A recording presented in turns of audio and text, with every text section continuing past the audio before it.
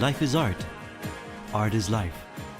This is Classic Talk with Bing and Dennis, coming to you from New York. Thanks for joining us today on Classic Talk with Bing and Dennis. Today we are very happy to have Michele Mariotti with us, one of the most exciting and successful young Italian conductors in the opera world today. Welcome, good to have you, Michele. Thank you. So glad you can come. Me as well. You are currently in New York conducting Il Barbiere di Siviglia at the Metropolitan Opera. This is an opera I think you have conducted many performances of, yes? Yes, Do it's you right. count? Do you know how many? I never count them, but this is my 11th production. 11th production. And I made my opera debut conducting Barber 2005 Where was that? in Salerno, close to Naples. And every production was different production, different cast, different stage directors. I was the only present The one that stayed. every time. I can say, of course, I love to conduct Barber. I love so much this music. I'm feeling so close to this music because, I mean, I grew up in Pesaro, the same Rossini's hometown. The home of Rossini. And I think this opera is the musical material is not homogeneous. That's why this opera, it's never boring for me. Every time it's a new experience. Every time it's a new challenge. Above all, because you have different cast. Every singer, I mean, you know, all of them need something different. There is other stage director, so completely different ideas, and it's this is one aspect I love of my work, to change every time. Say you've conducted 5 performances now, you have 1 left at the Met. With the same cast, how does it change from night to night with the same cast, the same production? Does it feel different every night? Maybe. Above all, this production, because last week I was sick, so Yes. one performance for me looked so long, but it of course it's only it's only my impression, of course. But no, I think above all, if you are conducting a bel canto repertoire, it's impossible to think every performance will be absolutely the same, because singers are not machines, but only the musician in the pit, they are not machines. And above all, here at the Met, sometimes you have a different first part, so they change. They change. I think it can be a great mistake if you think to package To package it, To make it the package, same, sorry. yes. to package at home your musical project. You have always to try to find a compromise between singers, and in Barber it's the same, because Rossini's bel canto. Right. You say the 11 productions. 11 right? production. Do you think the certain one is a work better than others? Because, you know this music, this opera so well. I think the best one is always the last one. Why is the last one? I mean, I hope. No, this time, I honestly, I think this was my best Barber, because I honestly, I don't know why. It's something I'm feeling inside me. I understand I can dominate everything, and it's a good sign, because it means you are growing up. Right. And maybe you are getting better. I don't mean about musical ideas.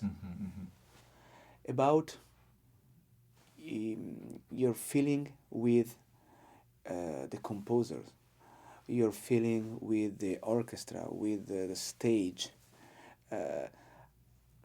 What you a lot of things looked so difficult and so hard many years ago, and now they look so easy. Also, you've conducted, Barber, in small houses, small theaters, and you're now conducting at the Met. Does that change, say, a tempo? Can you do faster tempo in a small theater? Or how is it different when a big house like the Met instead of a little house? But I did conductor in small theaters, but in big theater as well, because I made Barber in Chicago Lyric, in Milan, La Scala, and they are in Los Angeles as well. They are big theaters.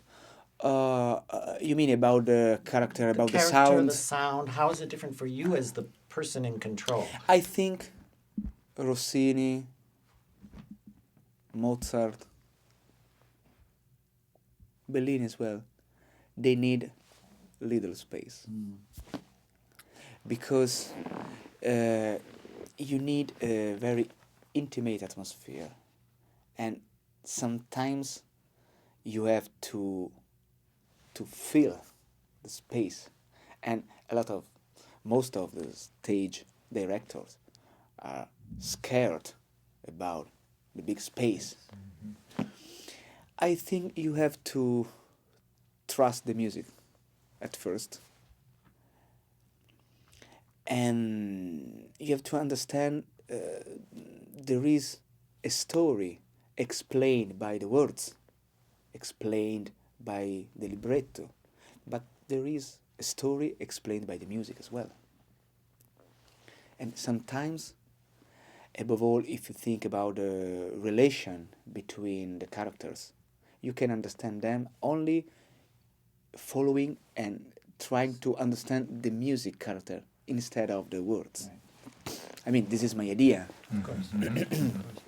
Speaking of Pesaro and Rossini, when you were a young boy, you had... I'm still young. Yes, you're... Excuse me. I mean, a very young boy. Very, very young boy. You were surrounded by opera in your family, correct? Yes, I was very, very lucky, of course, because for me, the theater, it was school. For me, it was a school gratis. Free. Free school for me. Every summer, I could enter in the theater and following very closely Closely, yes. Conductors, directors. I remember the day before the orchestra coming, I was always excited. And for me, Pesaro, it's very important, not only because it's my home city, but because of the music, because of the theater. My father is the intendant of the Rossini Opera Festival. With my wife is an important singer, Olga Peretiatko. We decided to live in Pesaro. Her career, Pesaro was very important for her career. And Why so? because when she was very young, I think when she was 26, 27, she made her debut in Pesaro at Accademia, and above all, she sang Desdemona, Othello's Rossini. So the female protagonist. And from that success, her career could start. And so she loves Pesaro. She feels herself very close to Pesaro. Juan Diego Flores as well, he decided to live in Pesaro. And Simone Alberghini, Paolo Bordogna, they are friends of us, but they are wonderful singers, wonderful professionals, and all of them decided to choose Pesaro like their home, like their, not only a place to change your baggage. Right. How did you meet your wife? We were together in Pesaro. Which opera? Sigismondo. It's, Don't try to memorize Sigismondo. Don't try to. It was almost unknown opera, but I mean, you know, in Pesaro it's a monographic festival, so you have to do all Rossini's opera, and he wrote maybe more than 40 opera. I don't know exactly the number of the opera he wrote, but not only of.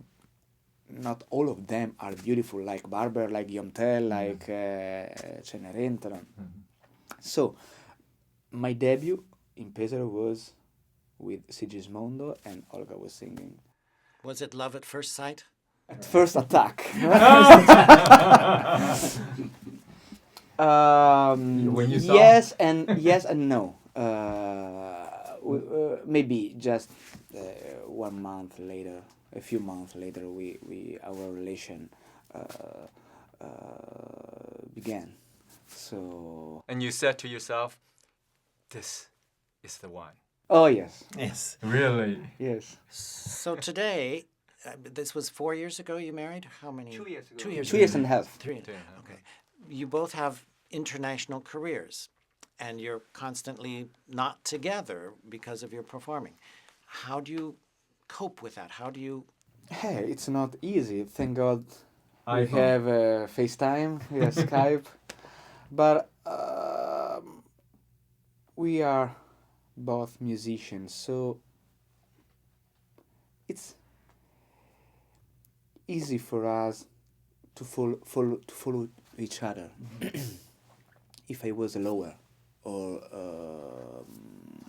if I couldn't travel for work, it would have been more difficult. Right. In our case, both of us travel, move every time. But you're able sometimes to be the same city performing in the same opera. Yes, it's wonderful when you can work together. She made her debut here at the Met last April. I was the conductor for Puritani, so for us it was amazing. We'll come back here in 4 years, and next April we'll work together in Torino, Puritani again. So it's wonderful for us to work together, but we decided to have a separate agency, separate ways, because the couples in this ambience are always seen as a reason of troubles for everybody, for the general director, for the artistic director. I want to call her, so I have to call him as well. No, why? You have to keep your decision. It's better for everybody, I think. It's true. Yes, I mean, I'd like to stay every time with her, but it's not possible. But I prefer to have with me a happy woman, realized, Yes. is right, in her life, in her work, and I think it would be worst if you decided to do the job you don't like. So you have a mutual understanding. Yes. Yeah. And also a mutual respect. Of course. Yes, of course. So anybody else in your family is musician? My aunt, she was a pianist. I see. I mean, she's still alive. She retired. And for a while, my sister played piano. But I mean, I'm the only musician. And my father was a gynecologist, was a doctor. really? And he, after seeing the historical Barber conducted by Claudio Abbado at La Scala, he decided to build something for Rossini in Pesaro. What year? The first season of Rossini Opera Festival was 1980. 1980. So the festival has my same age. Ah, Wow. 65. But he's not a musician. But of course, now he almost became a musician because he has a huge experience. I assume he always loved music. Yes. Yeah. He always told me, my father always was a very intellectual man, very curious. That's what I loved mostly of him. And he always told me, I was very lucky because in my life I never did only one thing. What is that? He was a gynecologist, he was the director of a festival. He, for a bit, he was involved in the political ambience in Pesaro, right? He played tennis, so he always wanted to do a lot of things. I think he was right because all these things could keep him strong, keep him alive. when you were very young, a Yes. child, did you think that you might do something besides music, or was it always just music?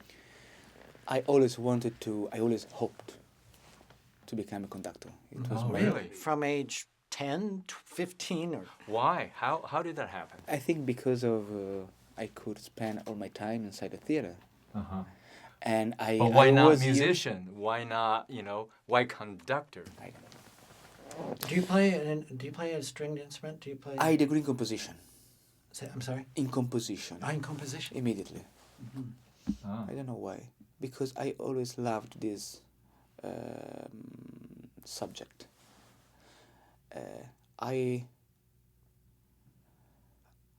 The most important thing I learned is these great composers, they thought about everything they wrote. They wanted everything they wrote, and sometimes we think they were guided by the God hand, and this how can I say artisanal aspect, like Coming from the ground? Or- yes. Yeah. I don't know how to say it in English. Sorry, apologize me.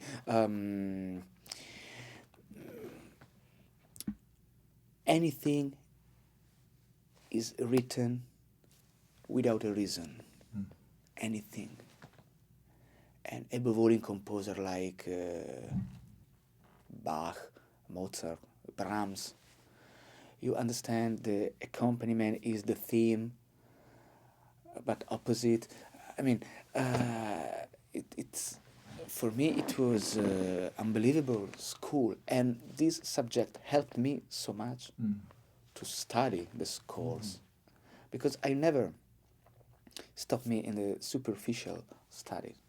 You have always to go deeply to understand the reason, to understand why he wrote this dynamic, this color, this why there is this pose instead of other things. Why the first time this note is 1/4 and the second time is there is a dot. Why? There is a reason. This subject for me it was very, very important. So, but important always thinking about conducting. You never wanted to be a composer. No, never. Thank God, never. Thank God. Never.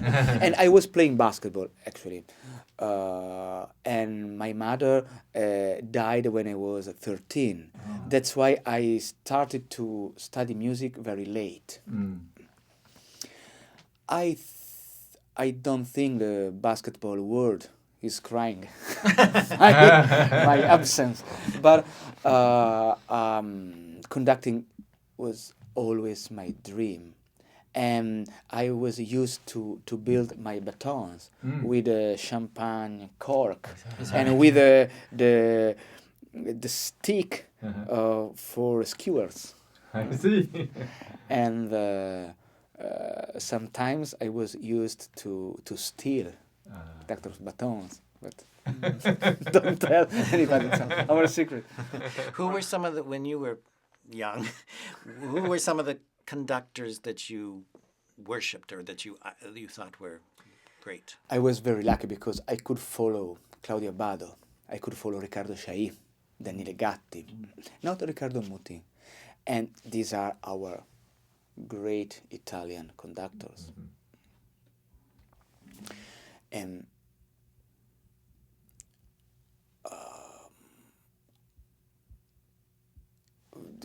it was a pity for me not to be able to follow Bernstein and Kleiber.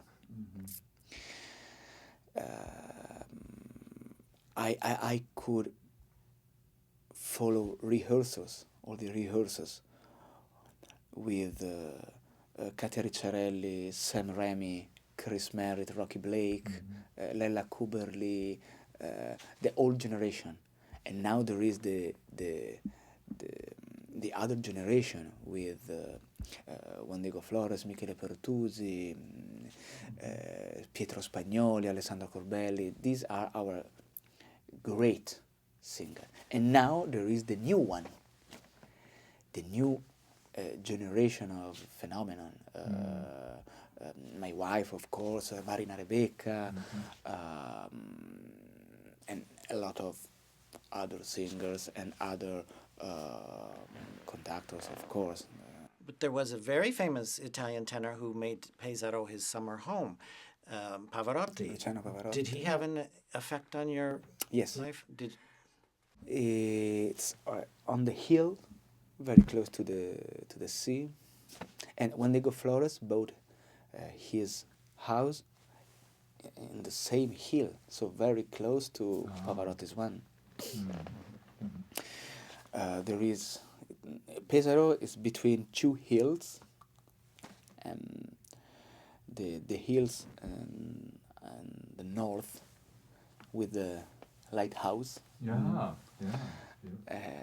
Wonderful restaurants and it's wonderful view you can imagine.